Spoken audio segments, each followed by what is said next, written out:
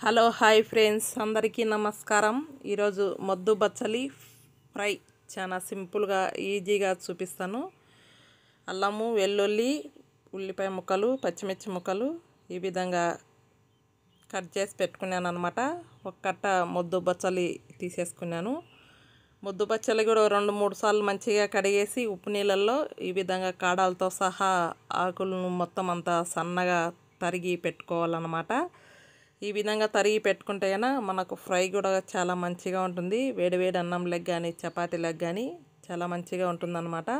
ఆ తర్వాత వచ్చేసి స్టవ్ దగ్గరికి వెళ్ళి ఒక మట్టి పాత్ర పెట్టేశాను.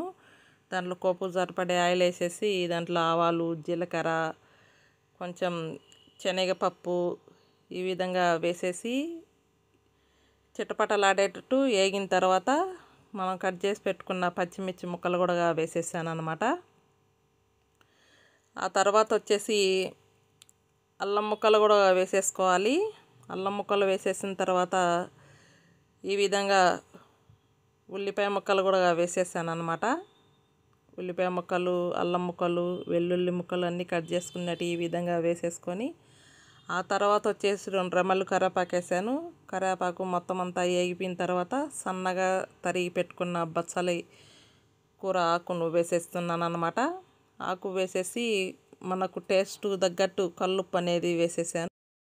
బచ్చల కూరలో కూడా వాటర్ శాతం ఉంటుంది కాబట్టి మనం ఉప్పు వేయడం వల్ల కూడా మనం ప్లేట్ వేయడం వల్ల ఆవిరి మీద అనేది మంచిగా ఉడికిపోతుంది అన్నమాట.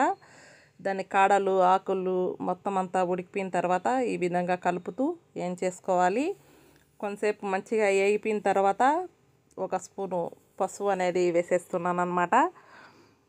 ఈ విధంగా పసుపు కూడా వేసేసి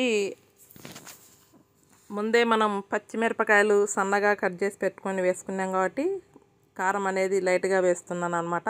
కారం ఎక్కువ తినేవాళ్ళు ఉంటే కనుక మీరు కూడా చూసి వేసుకోండి. ఆ తర్వాత వచ్చేసి కొంచెం ధనియాల పౌడర్ కూడా వేసేస్తున్నాను అనమాట.